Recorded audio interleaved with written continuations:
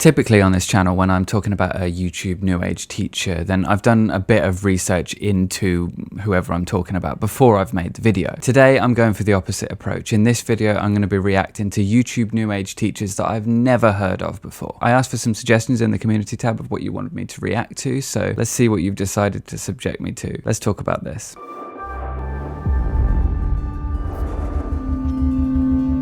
Hey everyone, if you're new here, I'm Andy Fellows and I make videos on cult skepticism and making sense of life after New Age spirituality. If you're interested in a more grounded and skeptical approach to New Age spirituality, then why not subscribe to the channel and hit the bell. So first things first, I have no idea really who any of these people are. Some of them I've heard of them before, but I've never really sat down and watched their videos. Like BRIDGET NIELSON, for example. I think I've heard of her, and Krista Razor, whatever.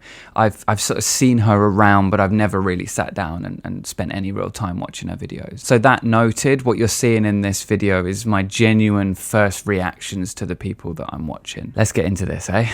The Orion Council. I spent a very long time studying the dimensions of the universe, and I have a simplified explanation for all 13 of those dimensions, and I will be putting up these 2 books in my Etsy shop. So first thing I love here is she's like, I know all about the 13 dimensions, and then holds up a book that says the 9 dimensions. There's not a great continuity here by the looks of it. It's almost like what she's talking about isn't really evidence-based. It's almost like what she's talking about is just people making stuff up. Apparently, she does channeling as well, and she talks a bit different when she's channeling. You must understand, certain places are points of focus that have been utilized throughout your Earth history. It's making me sweat and kind of cringe. Like, I'm embarrassed for her, but it's very Bashar, this. She's sort of lifted the Bashar aesthetic, closed eyes, talking fucking weird, head rolling around. People come from other planets to your planet. They come through portals, interdimensional ones, and they communicate ascension. The accent is not consistent. My impression here is that she's making this shit up. If this is really channeling like an entity from space or a council from space, well, actually that might answer it. If this is a council, if this is multiple entities, maybe they've all got different accents, but she's picking up on different bits as they're saying it. They're all sort of saying it at the same time. I'm giving her a very charitable assumption. Yeah, my impression from this initially is that she's just got her eyes closed and she's saying things that she already agrees with, or she's just making stuff up that fits in with her beliefs here. I don't really give channeling very much stock. By the way, there's about 8 flies flying around. Doesn't make for great filming. It is what it is. And we want you to know that the only destination you have is the planet Earth and beyond. So you are to focus here, and you are to focus elsewhere. This is really nothing is. The only destination you have is the planet Earth and beyond. That's a lot of destinations. You don't say only and then say all of the universe. I could do this. I could just sit here, close my eyes, and then just start talking in a really strange accent that isn't really placed anywhere. Your ascension is tied to the planet's ascension, and also if the Earth ascends, then you will go through portals to the 5th dimension. That's harder than it looks, to be fair, actually. Now, give her some credit for that. It's not easy. She's clearly had some practice just doing that. Maybe it's harder for me because I'm not actually speaking to the Orion Council. ARCTURUS Raw. That is a fucking ring light. That's a ring light reflected in his helmet. If you're going to go through the effort of creating like a supposedly high budget intro for your channel, do the lighting properly. His whole introduction is way too overdramatic for what this is, but I appreciate the setting of the tone. Let's see if what he says warrants that. Greetings from the Ra Collective. He's like, greetings from, where am I again? Okay, so this guy's got some presence. He's got the look of someone who shouldn't be here. Like, he's just been walking around in the park and someone's turned a camera on and gone, say something, and he's gone, I'm not your traditional channel. It's more bleeding in that Ra collective as it of the Ra. I would have a headache if I frowned that much. So the first sort of minute of this video has been basically about himself and how he channels and what he does, but the sentences are quite incoherent. It doesn't seem like what he's saying is following on very much from from the last thing, which is sort of a common theme with channelers. As time is teaching us now, as we are on lockdown, it's more by whether it's 5G or a virus report. For those that are healthy, it's not a reality. It is a reality for those who put on a mask, who play the game. Oh my fucking god, this is ridiculous. It's the same tropes as you hear from Ralph Smart. He's just putting even longer pauses between what he's saying. From what I can understand, he's saying something about 5G and the relevance of that. Then he's talking about the virus isn't a reality if you're not sick, but if you put the mask on and you play the game, or something along those lines. It is very much a reality, let's be fair. And if you don't wear a mask, you're more likely to get it. And if it's not a reality until you get it, it will become one very quickly. I can tell you that as someone who's had it. But it's still a reality, whether you're wearing a mask or not, let's be honest. What are you saying? Those who choose fear over love. I'm so fed up of this love versus fear dichotomy. It's a false dichotomy, and you can position love and fear however the fuck you want because they're so vague, so you can just interpret them however you want to interpret them. Ralph Smart or this guy might say something like, oh, wearing a mask is living in fear and you're living in fear of the virus. Now, I would say wearing a mask is an act of love because it's out of care and consideration for others. Right? The thing is with an ethereal idea is that it's so broad, it's so open to interpretation that it can mean just about anything for anybody. And then there's key nodes within that whoever's come up with the ethereal idea, whoever's talking about it, will sort of fill it with to encourage people to see things a certain way. But they always leave so much of it open to interpretation. So like I say, with love and fear, so much of that is left open to interpretation.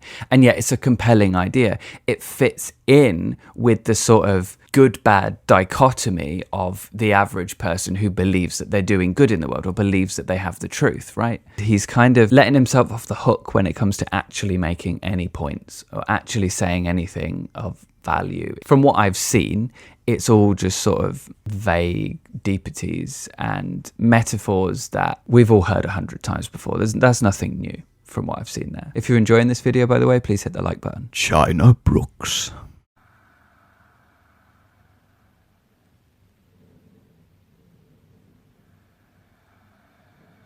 She's broken a cardinal rule of YouTube.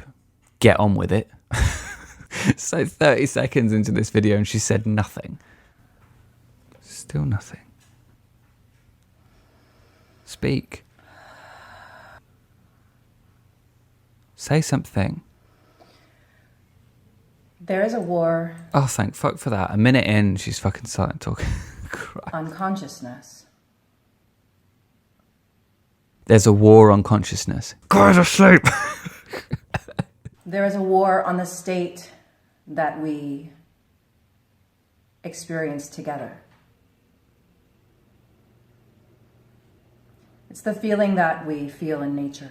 What's interesting to me is in this and in the and in the previous video, and I've seen this a bit with these sorts of channels. There's a strange contradiction that they're unwilling to say anything, and yet the videos are incredibly long. Like one of the videos I had for China Brooks, which I clicked onto it, I was like, I'm not watching this 2-hour live stream, right? And the same with the ARCTURUS Ra, really long. Same with the Orion Council, really fucking long. I can't help but feel like those videos would be shorter if they thought about what they wanted to say before, maybe made a few notes, and then, you know, just said it rather than doing all this.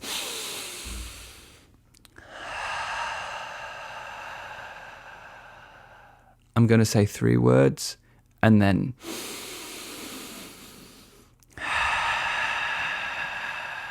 it feels like theatrics. Like, just get on with it. Say what you want to say and move on. I assume that what she's trying to do is maintain like a spiritual equilibrium while she's talking and not lose herself in it. If you're unable to stay in a balanced spiritual state while speaking, work harder on getting into a spiritual state and staying in it. There is a war on consciousness.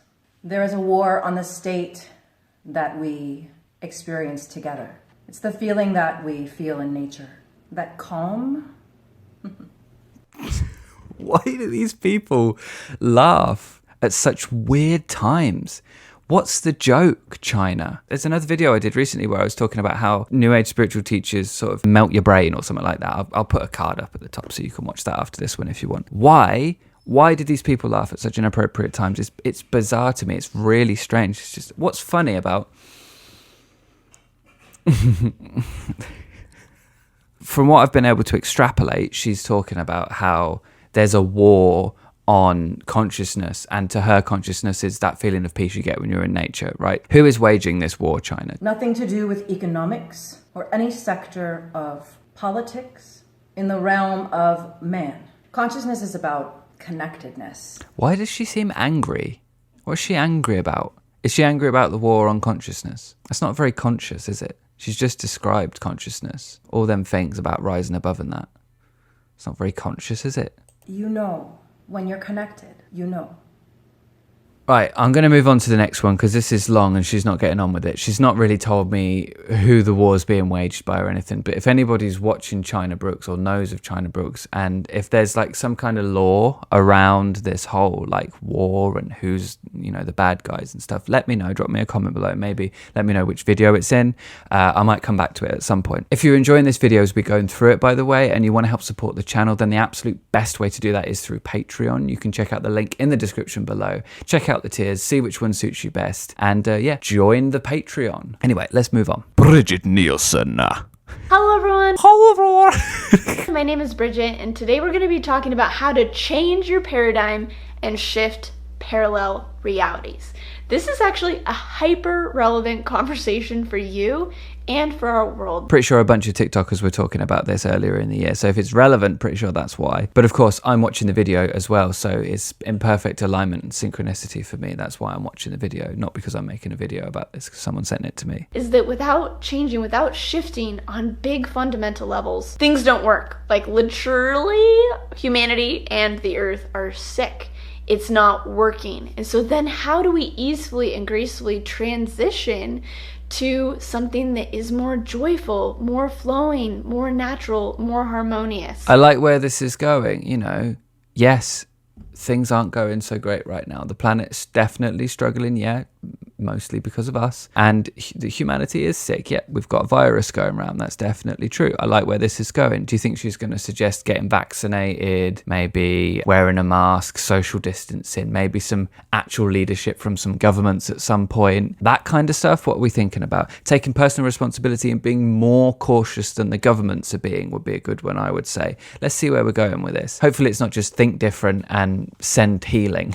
Gracefully change and shift on deep fundamental levels so that also you'll see new reflections as absolute paradigm shifts, parallel reality shifts, and experience more happiness in your life. It sounds like what she's just said there in New Age-ish is how to be happy even though there's a pandemic ongoing. But she's done it in such convoluted terms that it's really hard to understand what she's getting at, to be honest with you. Maybe if I was a little bit more enlightened or a little bit more awakened, I might be able to understand it. I'm not going to hold my breath. What we've got going on is imbalanced masculine conditioning that all of us have been programmed with, which is that control and certainty and actual forcefulness and actual resistance is what is holding up the current structure that is now crumbling. It doesn't actually allow change. It doesn't allow the reality. It doesn't allow flow of the universe to actually manifest in a new way. It's wanting to. Everything is wanting to and conspiring in our favor. I'm getting a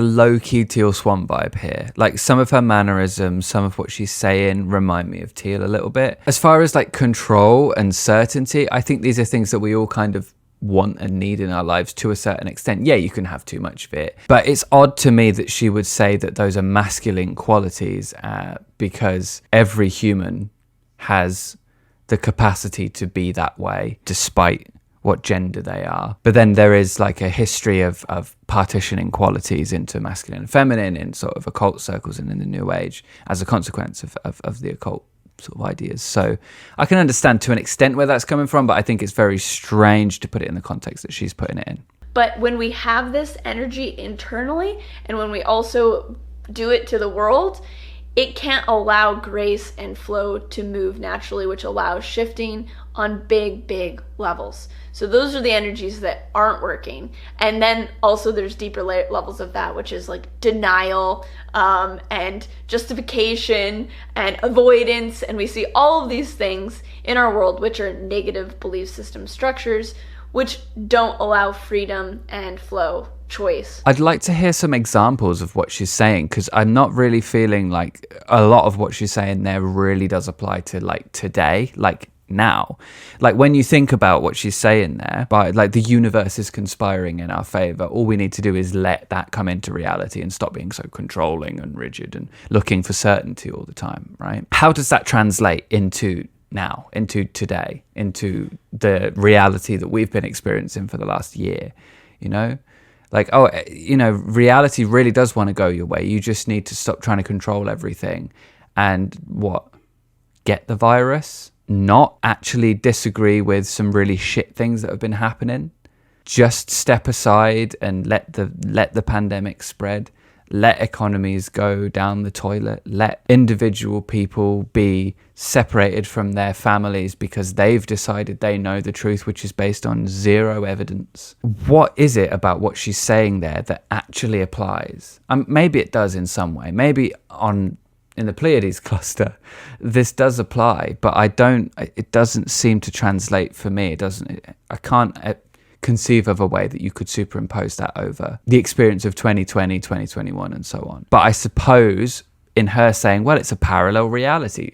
In a parallel reality, that's it. But sure, in a parallel reality, I've got the head of a dolphin, but that doesn't mean that it's real, does it? It doesn't mean that I can shift into that reality and suddenly start squirting water out my blowhole. You can say anything if you follow it up with in a parallel reality. So this has been happening in my life personally. As you know, I had my breakup earlier this year, and then with all of the COVID stuff, literally everything in my personal life and my business life completely shifted overnight. There were no more really retreats available in person. Other parts of my business and then my personal life and the hopes, dreams, fixed ideas of what I thought I wanted my future to be in every way collapsed pretty much within a week.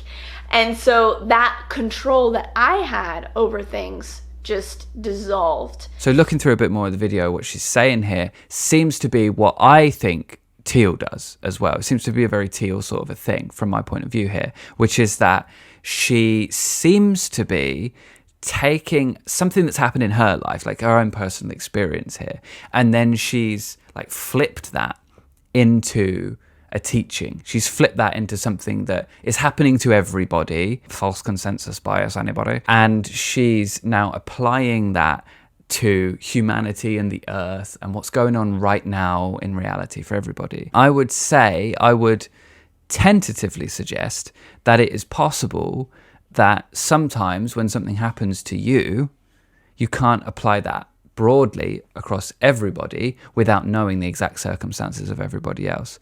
How Bridget has responded to her life going tits up may be different to the best way for how someone else might respond to their life going tits up. Different strokes for different folks, right? Charis, Melina Brown. Hey Internet family, here's some thoughts from the Sedona waters. Hello everybody, I'm going to share with you some things I came up with on the toilet. And when I say on the toilet, I mean crouched over this stream in Sedona waters. Noticing what's going on with the small life in the waters has me thinking about the state of the world. And something that I want to share with you guys is to remind you that when you think about the state of the world, I see a lot of conversations stop at who to blame, some at how to fix it. Let's keep going in our own inner minds. I'm getting like amateur TikTok vibes from the fact that she's talking into a phone headset. I can appreciate the sentiment on not stopping at who's to blame, right? Because where's that going to get us, really, you know? I think it's worth commenting on the state of affairs. For example, with like the war on consciousness, I think if you're making a claim that there is a war, then you've got to take a moment to talk about who's waging that war. But as far as, the state of the world and who's to blame, fair enough. I could understand the whole like, whoa, this person's to blame, that person's to blame. It's maybe a worthwhile conversation happening to a point, but you're going to get to a point there where it gets very subjective and everyone thinks differently. Maybe it is a better idea to be working together and looking for a solution. But what Charis fails to do is table what's further than who's to blame and the other thing she said, right? She doesn't really go much further than that. She just sort of rambles with some new agey stuff and then goes, look how beautiful this place is. Okay. Because there are a lot of problems, and also in real time, this is a very beautiful place. So are you sending her healing? Send her healing. Keep sending her healing. Every time you hear something else is wrong, send her healing, send her healing. Keep doing it. Sorry, Charis. The problem is not the planet. Really, if we're looking at the point where if we change something, everything will get better, I really don't think sending the planet healing is the way to go about that. I think we should be looking at our attitudes as humans. I think we should be looking at ourselves as a species and the way we go about life, the way we go about, existing on this planet. Me sitting down and sending healing to Gaia isn't going to do much, to be honest with you. It might feel nice for me, and I might feel like I've done something if I believe that's doing anything. But I honestly don't think the power of my thoughts alone is gonna help. Sorry, Charis. Here's something that I love about this. She's in this woodland, and there's like a little river and everything, and it's like there's woods for miles around. Like, she's walked hours for this stream, and she's like, oh, look at me, I'm a child of the forest, right? But as she's doing this, she's giving you like sort of a pan of Gaia, what beautiful Sedona rivers, and then you hear in the background like a car horn goes off.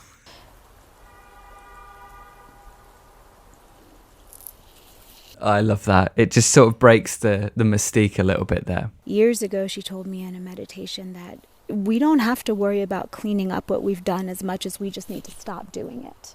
And she'll heal herself. She's a living being with a way to heal. And also, we're still part of her. Even doing this, we're still part of her. What planet does this woman live on? Obviously, we need to clean up the mess we've made. Yeah, we should stop doing it. That, I would say, is definitely the first order of business. Stop doing it. And then clean up. Or ideally, even before we stop doing it, we could be, getting on with cleaning up a little bit. I mean, the oceans could do with a bit of cleaning up, let's be fair, for Christ's sake. If she's so connected to Mother Earth and the Sedona River, then why isn't Mother Earth telling her this? Your perspective is lacking, Charis. I'd have hoped Mother Earth would have let you know by now. Or do you only hear what you want to? Maybe that's a bit harsh. That's my initial impression. What I get from Charis is that maybe she's not on this planet. Maybe she's on Sedona in the Pleiades cluster. Very much sort of head in the clouds, airy-fairy, We don't need to do anything. All we need to do is stop doing what we're doing, and everything will just get better, just be magic and wonderful. How do I know that? Mother Earth told me in a meditation. I'm Andy Fellows. I'm here pretty much every Thursday. Please remember to subscribe to the channel, and please be kind and ask good questions, and I'll see you in the next one.